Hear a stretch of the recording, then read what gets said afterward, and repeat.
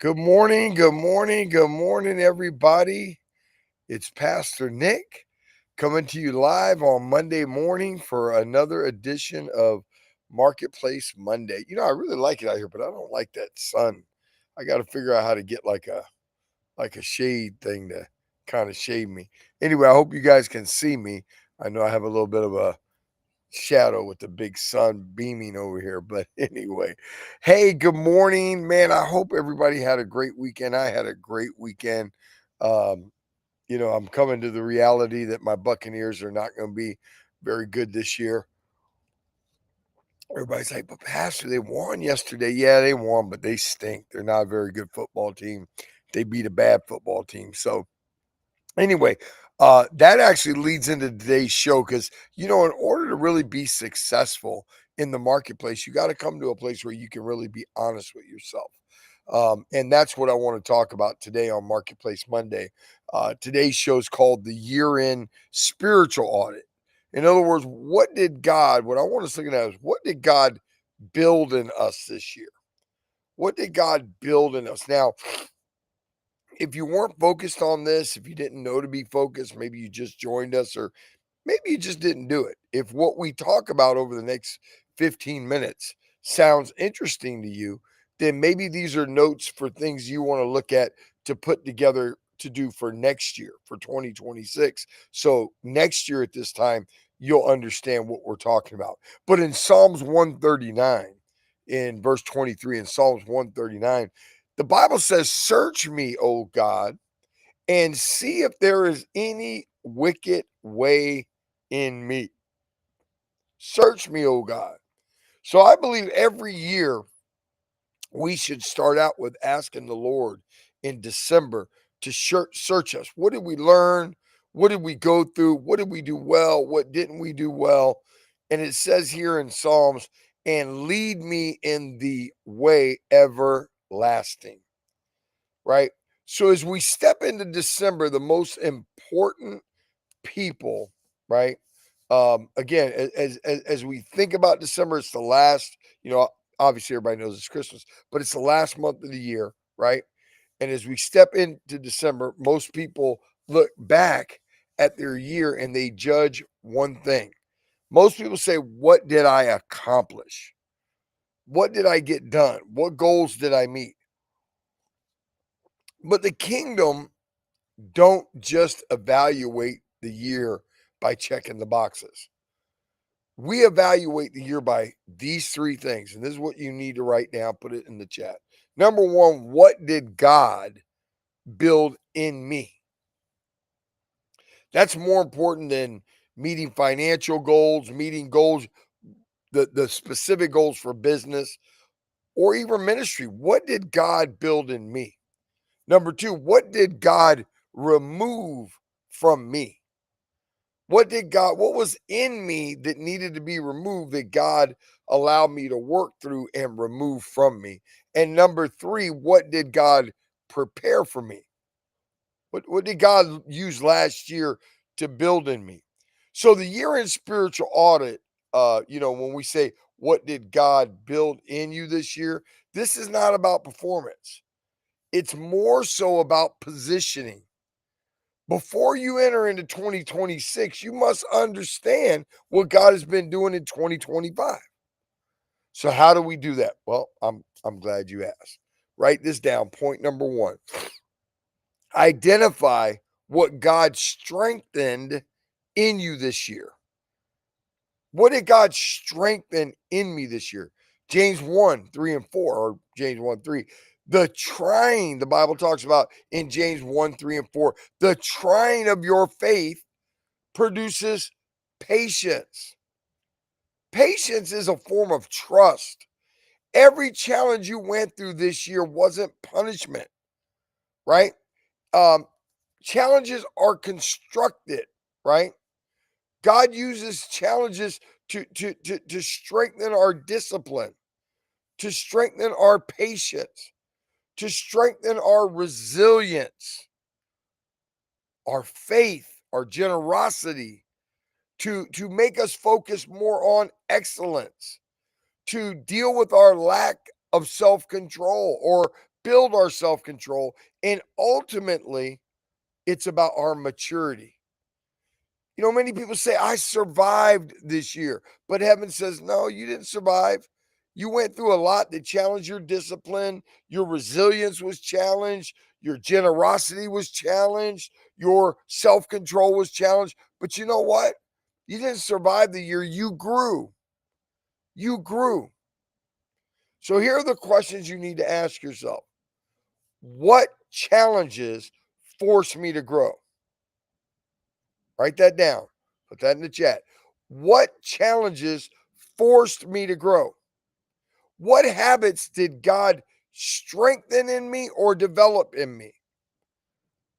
What new good habits did I add to my arsenal? And what of my good habits that I have were strengthened? What maturity did I gain that I didn't have last year? What maturity? So here's the key. Growth doesn't always look like advancement. Sometimes growth is enduring through. Sometimes growth is putting up in. Sometimes growth is simply not quitting. Sometimes growth is sustaining and upholding through. Okay? So number 1, identify what God strengthened. What God strengthened in you this year. Point number 2, write it down. Identify what God removed or exposed in you this year. Hebrews 12:27, the removing of those things that are shaken. Go read it. The removing of those things that are shaken.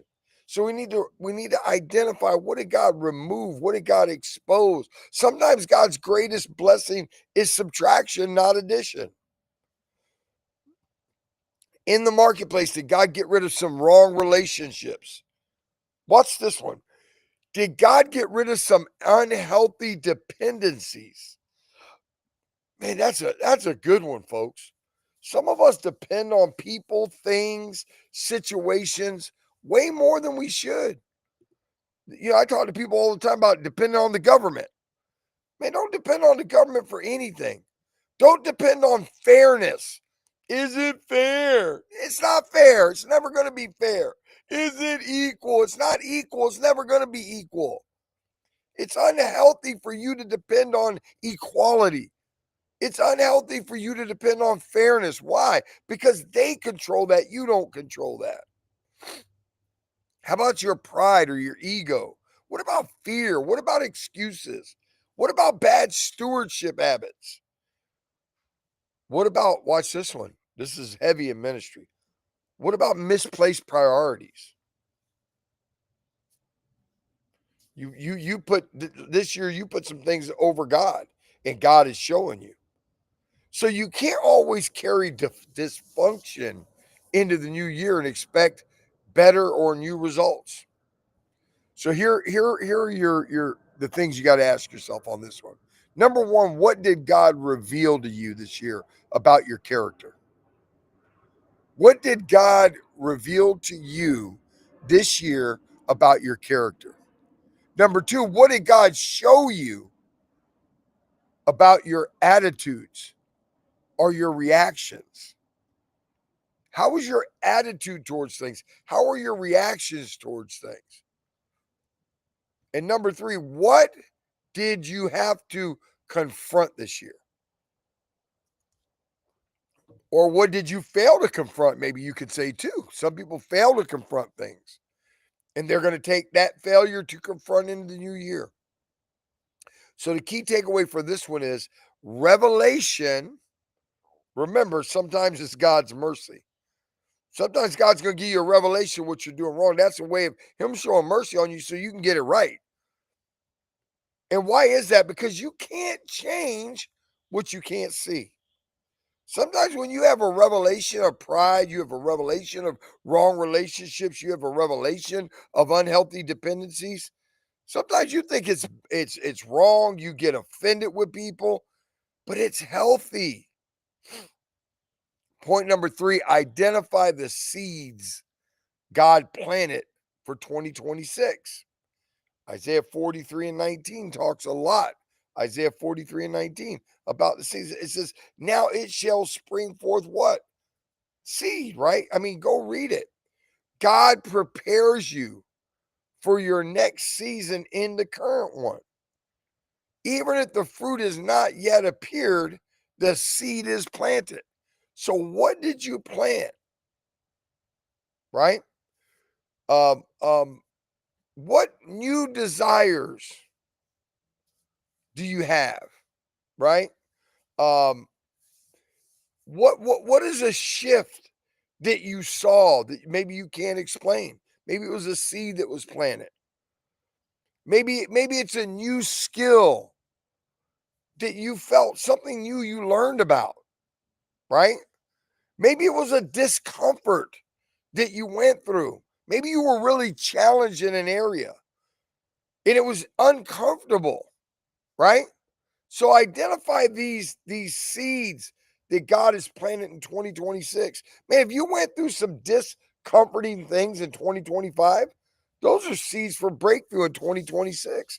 Maybe a dream or a vision that keeps resurfacing, right? Maybe that's something God is planning, and then you have these unexpected opportunities. Or maybe you just have a sense of change is coming, right? So here's what you got to ask yourself. What are new themes? What are new things? What are new dreams or ideas, I guess, that God has been speaking to you about? What's stirring in your spirit about 2026? Think about that. What's stirring in your spirit? What do you feel drawn to? That you really feel that you should prepare for? Remember this. Before God moves you outwardly, before God moves externally, before God moves, he prepares you internally, spiritually, inside. God is interested in your preparation. So ask yourself those questions. Now, here's the thing, guys. You don't want to enter the new year unclear about what God is doing in your life. You can't not, I mean, you just can't prepare for 2026 unless you understand 2025.